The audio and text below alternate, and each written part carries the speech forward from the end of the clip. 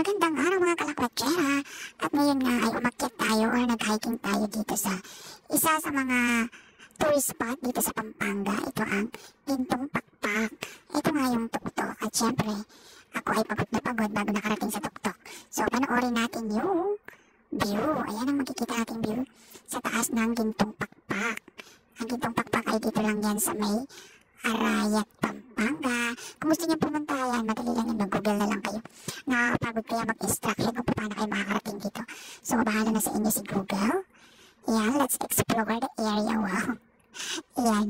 Tingnan nyo, panoorin nyo ang magandang view dito sa tuktok ng Gintong Pakpak. Ayan nga yung mga Gintong Pakpak daw. Yan ang tinatawag nilang Gintong Pakpak. Eh, hindi naman ginto, ano lang.